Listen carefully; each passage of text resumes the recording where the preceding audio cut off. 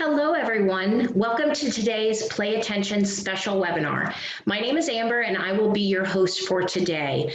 We are going to talk about communication, specifically communicating your child's ADHD needs to your partner. So I hope you're as excited to talk about communication today as I am. Just a few things before we get started today. We are recording this webinar. So if your partner is not there with you today, or if you'd like to share this with someone else, you will be able to do that after the webinar is over today. We will be sending out that recording via email. Also, if at any time you lose connection to the webinar, just go ahead and re-click that link and that will get you back on today.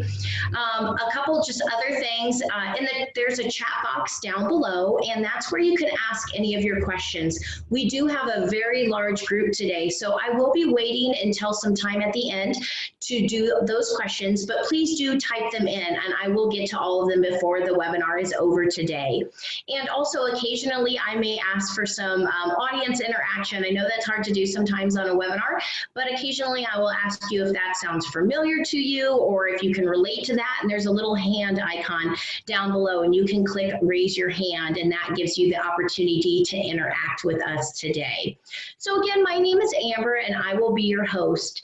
And just a little bit about myself. I've spent the last 15 years of my career in secondary and post-secondary education. So as you can imagine, lots of communication. And so I want to take some time today about talking about students and specifically your child's needs with others and with your partner. And it can be your partner. These are also tips that can be used with a teacher, with an educator, with anyone really that you're looking to communicate those needs with. So we're going to go ahead and get started because I know everybody's time is very valuable today, especially on a Friday.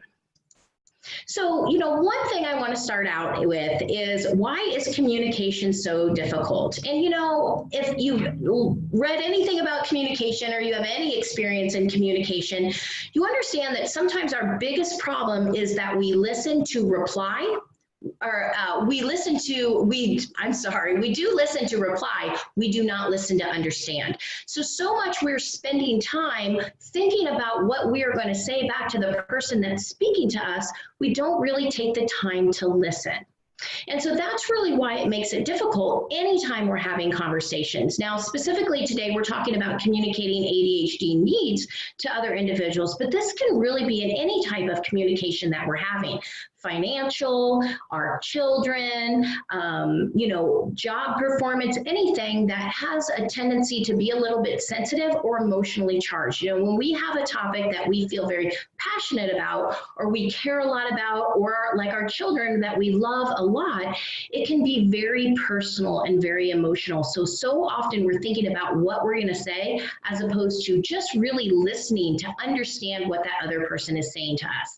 So today we're going to learn to start to listen to understand as opposed to listening to reply. So the agenda that we're going to be covering today is we're going to talk about those steps for effective communication. So we're going to walk through all of those steps for you today and really help you create that plan. We're going to talk about ADHD and executive function and really the connection between the two. And we're going to talk about solutions. Very specifically, are you on the same page? Because that can be another problem when we're struggling with that communication is I'm over on this island and my partner's over on that island. And how do we get to the island in the middle where we can really start to understand each other and see those solutions as they are? So effective communication, and breaking down effective communication is when I have a conversation with somebody, they are sitting there, they're receiving that information, they're listening, and then when I'm done speaking, they're able to process that and then ask follow-up questions. They're not thinking automatically as I'm talking, as I mentioned before, and then I'm going to do that the same way to that other person. When they're speaking to me, I'm going to put my phone down. I'm going to stop taking notes. I'm going to look at them. I'm going to engage with them, and I'm going to be able to receive what they're saying. And so I can really understand and process that. So of course, in the ideal world, that sounds perfect, but how do we get there? What makes that communication effective? And so really communication is a two-way process. And so I just mentioned that earlier. You're having communication with at least one other person. And success is attained when all parties have that same understanding of what is being communicated. Now, I'm not saying that we both agree on the topic, but we have that understanding of what is trying to be communicated from you to the other person. So again, in a perfect world, this sounds great and ideal, but as soon as we start having those conversations about those very emotional topics, a lot of this goes out the window. So what steps can I take to start to have these very open, very effective conversations around my child's needs, specifically their ADHD needs? So we're going to go through these different steps here, and we're going to talk through them. And we're going to talk about putting aside a time to schedule that communication. And I'm going to break down all of these pieces for you, but this is just kind of the overview of what we're going to be covering. So as I said, step one, set aside a time to have that communication. Collect data for that communication. Use that data collected to communicate what's working, but also what's not working. We want to give both individuals the opportunity to discuss how ADHD affects them. Again, we're going to use that data. We're going to talk about solutions and how to communicate them. And we're going to talk about calling in an expert.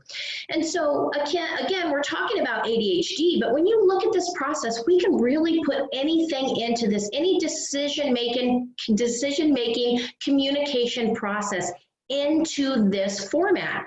If we're talking about financials, right? We want to talk about getting to a certain financial goal. So we want to look at where we're at now. We want to collect data. What are we paying for now? What does that look like? We want to give time to have one person discuss how it affects them, what works and what doesn't work. And we're going to let them, talk about what solutions they see. And then we're often going to call in a banker, an investor, someone to help us get to those goals. You can talk about the same thing when we talk about nutrition and bringing in a nutritionalist, an exercise coach, a business coach. There's so many different experts out there. And so there are experts with ADHD, and Play Attention wants to be your expert. And so I'm going to talk about how we really can fit that role for you and really help you get from starting that conversation to really bringing in that expert to get you where you need to go. So the first thing we are going to talk about, the first step, is scheduling a time for the discussion. And just for the purposes of the webinar today, I'm going to call it a summit, okay? So we want to have a summit. And it's really important to set aside time to have this discussion for a lot of different reasons. So you don't want to just say, oh, let's talk about it right now.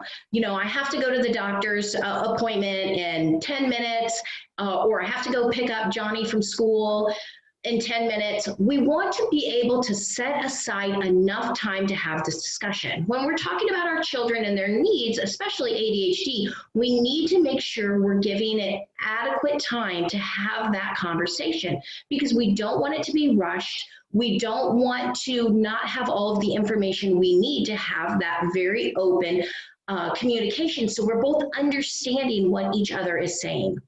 We also want to go into it, by setting aside a separate time to do this summit, this conversation, we're not going into it with very raw emotions. When we're working with, our children, and maybe we've just spent 3 hours on that math homework, and it's ended with Timmy in tears, and we didn't even get the homework done, and you're in tears, and somebody's yelling, and your emotions are very, very raw. That is not the time to have that conversation, because it's going to be led by emotions as opposed to data.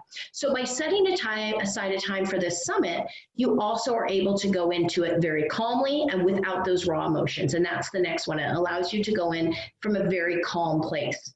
It also allows you time to collect data. Just as if I was going to a financial planner, or just as I was going to a nutritional coach, I'm going to provide them with data. What am I spending my money on? How much money do I make? What does that look like? Are there extras that I have in there that are necessary versus are not necessary? Same with a nutritional coach. You're going to give them data for, what are you eating? What does it look like? How many calories are you taking in? Very concrete data. You can do the same thing with ADHD. And I'm going to give you some examples here next when we talk about collecting data. And so you want to go into this meeting just as you would go into those other meetings and having that communication with a very concrete data, and you can collect that. And it gives you time to help you develop a plan. Okay, so those are really the steps that we want to start with. Those are the constraints we want to put around our summit. So, you may need a week, you may need 2 weeks, you may need a month. Everybody is on a different time frame. So you need to be able to give yourself enough time to collect the data that you need to go forward. Maybe you have already had your first quarter of school and you have X, Y, and Z has happened with your child. Or, you are this summer, something happened in the summer, whatever that looks like. The most important piece when we're collecting the data is, number one, we're collecting actual data, hard data, and I'm going to show you what that looks like. And number two, that both of you that are having that conversation need to understand what that time frame is. If I'm collecting data for a month and my partner is collecting data for a week, those aren't going to be the same pieces of information. We want to both be on the same page, again, so we can have that two-way process. It's very, very important that you determine before you have your summit, not only when is that summit, but the data you're collecting for it, what does that time frame look like, okay?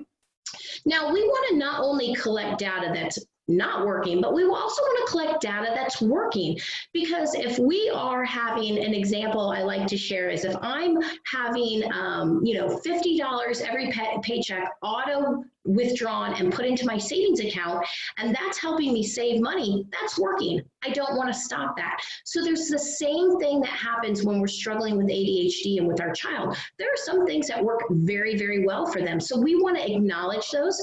We want to bring that data to the table, because there may be one parent that is with the child every afternoon during homework, and for whatever reason, the other parent does not have that experience.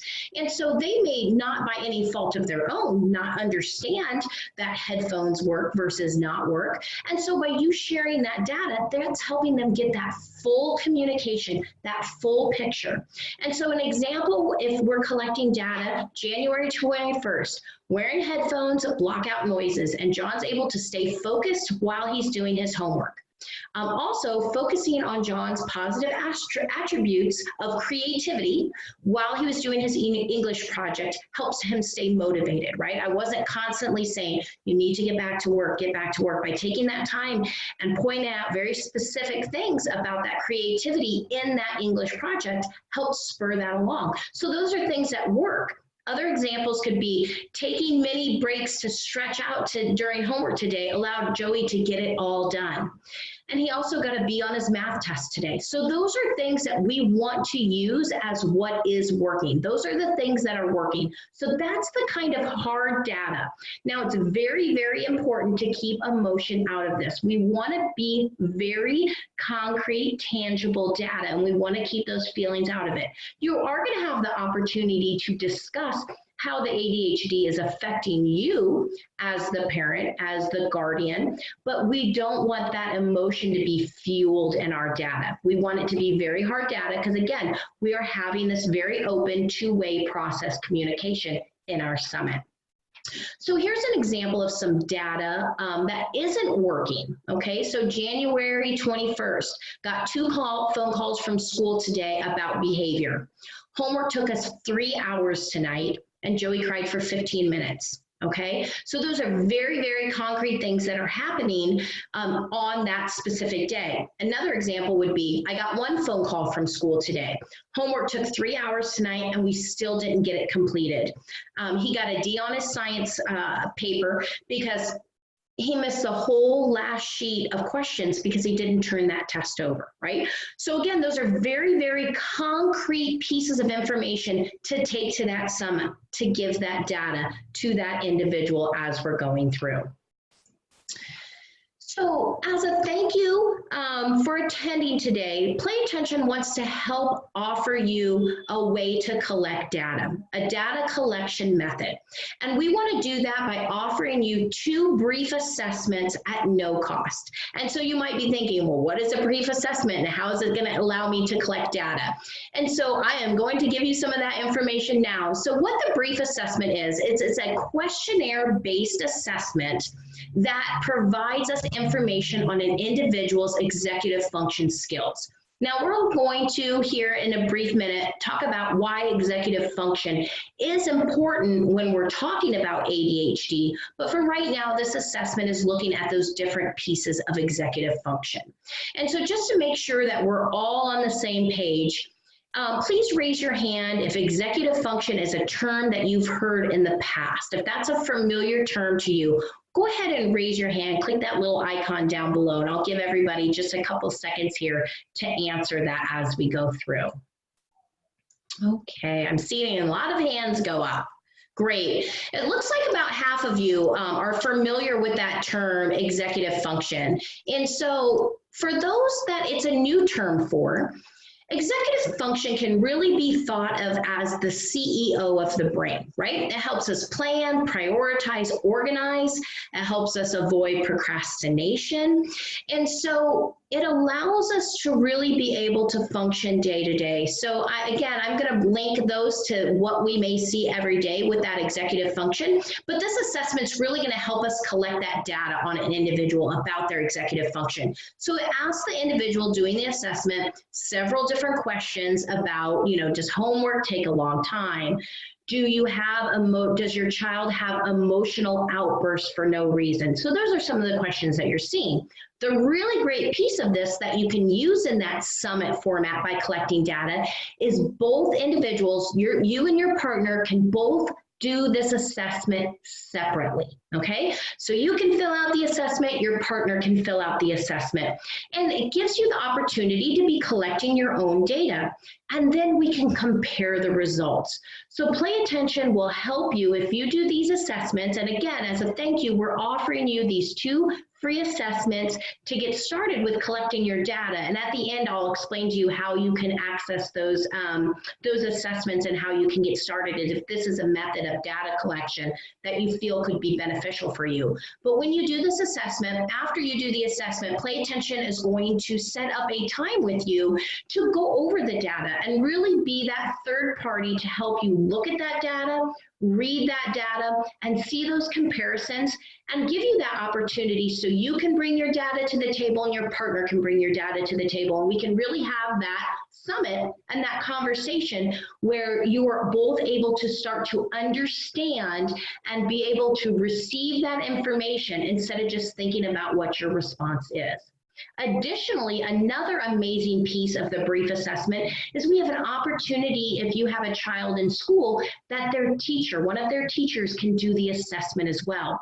Because we know, and I know as being in the classroom, that oftentimes teachers experience behaviors that children are doing in the classroom that aren't always viewed at home. So having that additional piece to the puzzle is really important. And we're going to talk about that a little bit. We're looking for all the pieces in the puzzle. And that completed puzzle is that solution that's going to work for you. So we need to gather all of these pieces. And that's those pieces of effective communication that we're going to put together to really help us build that solution and come to that agreement together. Okay, so this is just an opportunity of a way to collect data. And again, it's very scientific, it's factual, and you have the ability to bring in an expert to really help you navigate through that with your partner. So I want to give so the next step in this is we want to give you and your partner the opportunity to explain how ADHD affects you. So I want you to take this opportunity in the communication process to have this very open and frank conversation with your spouse or your partner. However, there are some ground rules that we need to really think about when we're having this conversation. Because remember, we're listening, we're hearing, we're understanding. And so we need to understand that everyone experiences things differently. So examples of that. you know, maybe when your partner was growing up, they had very specific disciplinary rules for if this happened, then that happened. This happened, then that happened. But you grew up maybe a little bit more free and things weren't always so structured and scheduled. Neither of those are wrong. They're just different. So we need to have that understanding going into it that everyone experiences things differently. Number two, we have different backgrounds and history. So again, that leads us back to our childhood experiences we've had in the past. And so looking at that differently and having that understanding. Again, it's all different pieces of the puzzle that can go together. Understand that this is not a time for judgment. Again, we want to keep that raw emotion out of this. We want to listen, we want to hear, we want to receive. We don't always have to agree, but we do not have to bring judgment either if we don't agree. Give your partner space and understanding so they can tell you that experience and how it affects them. Give them that opportunity. If you need to break your summit into several different days, that's okay to do. You have the opportunity to do this. The timeline is yours to go through. The important piece, though, is you make it all the way through those steps, right? Because the only way that we're going to get to a solution is by navigating through all of these steps. And the very important piece is, remember, this is not the time for the blame game, okay? We don't want to blame each other. We both have a common goal, and we want to help our child. And so we want to get to that common solution. And by blaming each other, that doesn't get us to that common solution. So I want to backtrack a little bit, and I mentioned earlier executive function, and the brief assessment really focuses on that executive function. And the reason why that's so important when we talk about executive function, specifically about individuals with ADHD, is we know that it's an estimated 6.4 million children ages 4 to 17 have been diagnosed with ADHD. So that's a huge number. But we also know that 90% of those children are also experiencing weak executive function. We know that so often ADHD and weak executive function are comorbid, right? They're together. But we also know that weak executive function is comorbid with anxiety, depression, often with learning disabilities. And at the end of the day, until we address that executive function, until we build those skills, giving them the ability to focus in and pay attention for a sustained amount of time, to be able to control those impulses, to be able to process that information coming in, to be able to avoid that procrastination, that we are not able to have those tools that we're using for depression and anxiety and our learning disability. Those tools are always as effective as they could be until we address that weak executive function. And that's why it's so important to understand that executive function. And so that we can address that, we can build those skills, and then we can really address those other pieces that we need to look at. So what does weak executive function look like? So that hour of homework is taking you 3 hours and you're still not done. Who has experienced nights or multiple nights where you get 2 to 3 hours into homework and somebody's in tears? Maybe it's you, maybe it's your child, maybe it's your partner, but somebody's in tears and the homework's still not done and they're still not understanding what's happening. If that's something that you've experienced, raise your hand, because I know that it's a lot of individuals struggle through that when they're struggling with that weak executive function. Does your child have a hard time focusing in and paying attention? So they're supposed to be doing a reading assignment and you're trying to cook dinner and you notice that they start reading and then they're up, they're petting the dog, they're trying to turn the TV on, they're doodling, they're trying to play a game on their phone. They just can't maintain that focus on reading that assignment. Children that struggle with emotional control. So that could be an emotional outburst where they just are very sensitive to something. Or if you try to move them from something that's very, very fun and exciting to them into something else that is definitely not fun and exciting to them, you have that breakdown. It's very, very hard to transition in. Or maybe you have a child that if they make a mistake, they're very, very critical of themselves. And so that mistake consumes them. They hours and days and weeks, and they're not able to move on or focus on anything else because that mistake is just consuming them. they're having a hard time organizing. This was a huge one at my house. So my teenage son went through Play Attention, and it's been very, very helpful for him. But organization was a huge piece for us. You know, we'd ask him to find his homework in his backpack, and he would unzip his backpack, and it would be like just papers would fly everywhere. Nothing was in the spot it was supposed to be. Nothing was written in his organizer. He would do an assignment, he would lose it, he would forget to bring the book home. His organization, he had no ability to organize his things, and thus it made him very unsuccessful in the classroom because he was not able to stay organized. Struggling with impulsive behaviors. Now, this could be a behavior of, you know, a physical behavior, or it could be an individual that's very, very rushed by nature. They're always a mile a minute. They're interrupting all the time. They want to be overly animated. They want to be the center of attention because that impulse is always going. So an impulse control issue doesn't always mean a behavioral issue. We have a lot of individuals that we work with that are very sweet and wonderful children, and they still have a very low impulse control, and so their impulse is out of just off the charts, and they're not able to maintain that control, and so they're not able to sustain that attention. Or your child may struggle with peer relationships. So they struggle with their peers, they can't connect with them, they miss the shake of the head, they miss that roll of the eyes, they just can't make those connections with their peers. And we know a lot of that is based on weak executive function as well. So these are some of the ways that your child, you may see that your child is struggling with weak executive function. So now solutions. So we've talked about, we've set up our summit, we've collected our data, we've talked about how what works, what doesn't work, how ADHD affects us, how it affects our partner, the connection of weak executive function. Now we need to talk about solutions. So now it's time in your summit for the two of you to discuss solutions. And so you may have come to your summit with solutions you've already researched, or your summit may be, we're coming, we're going to talk about all of our data, and then we're going to discuss solutions together. Okay, and so either way is fine for you to go through that communication pattern with your partner, but you also need to define that. Just like you're defining what that time frame looks like for your data, you're also going to define, are we bringing solutions to the table? What does that look like in our summit? So again, we can have that very two-way process. So so let's just say for the example of this, you're bringing solutions to the table. Are you on the same page?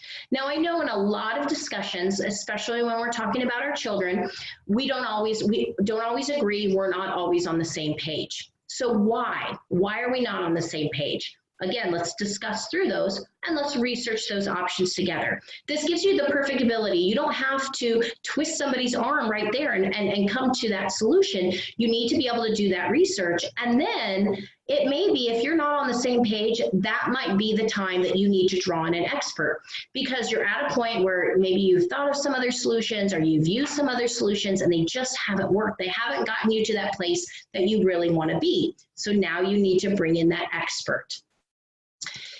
And so now it's time you bring in the expert, and Play Attention really wants to be your expert. And so there's a lot of great reasons why Play Attention is a good expert for you to bring in. Number one, we have a plan that brings the entire family together. We don't want it to just be, we're focusing on Johnny's ADHD. We want it to be a family project. We want it to be a family plan. We want to work together. We want to recreate that unit. And with Play Attention, and we're going to talk just a little bit because I know a lot of you are new about Play Attention. We're not going to go very in depth into all of the ins and outs of Play Attention today, but I am going to touch on it here in the next slide because I know a lot of you are very, very new, and I want you to understand exactly what Play Attention provides. But with Play Attention, you have the ability to enroll the entire family. So oftentimes we do have children and parents that go through the program together because it really helps them build that bond and build that executive function. We have the ability to do not only the executive function assessments, but we also have attentional control assessments as well. And those assessments are really that very black and white that helps us create that customized plan for each individual, because there's not a one size fits all. Everybody's different. Even if we have two individuals that both have ADHD, the way they present are still going to be very, very different. So we want to make sure that we're creating a customized plan for everyone. We're a third party that can navigate through those facts for you. We can navigate through that data for you. We can really be that support that you need as you go through this process. We have over 25 years in the experience, in the industry, in the field. Play Attention has just actually celebrated its 26 years. So we have a lot of experience, and we've seen a lot of products, and we've seen a lot of successes through Play Attention. And we have research-based studies done on our system.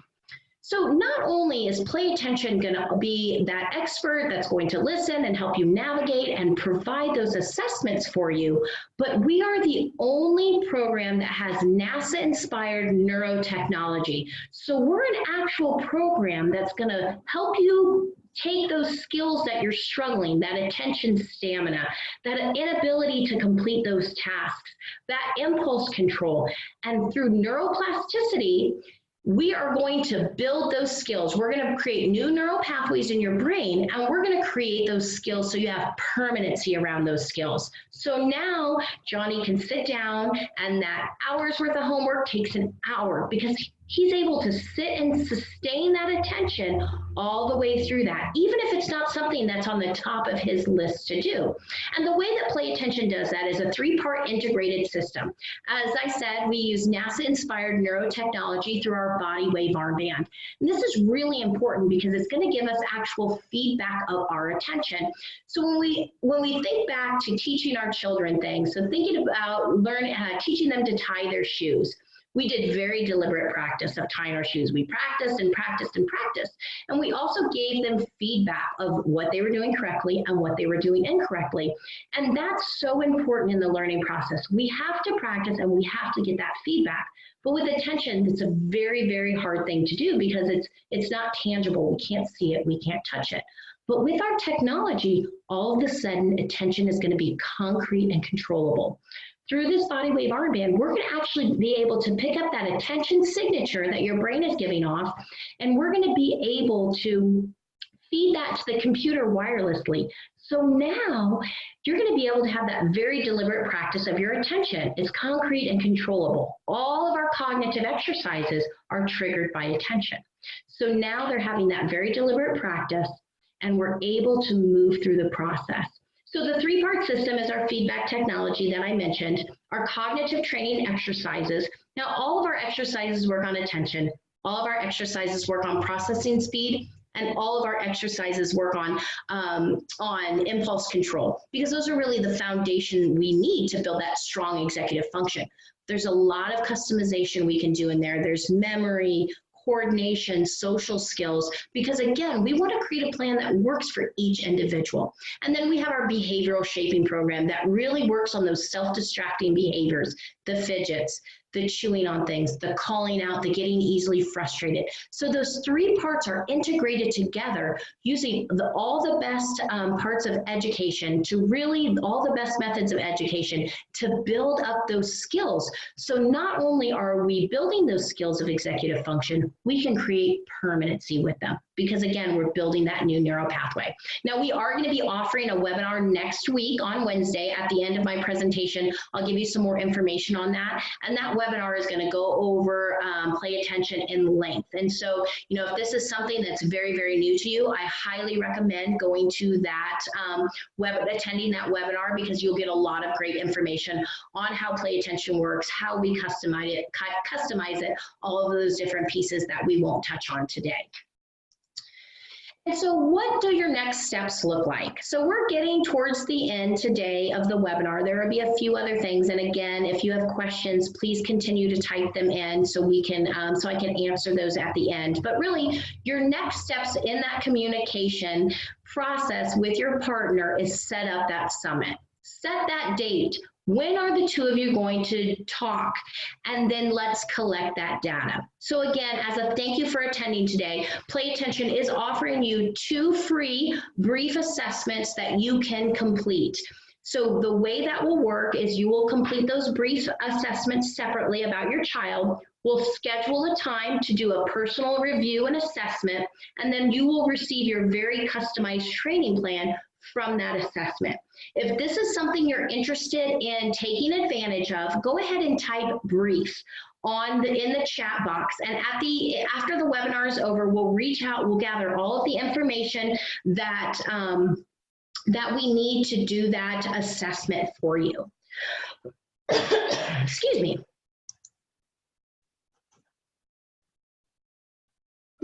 Sorry about that, I have a little tickle in my throat. Additionally, as I mentioned, we're offering that webinar next. Oh, just one second. I am going to pause just 1 second. 1 second, I will be right back.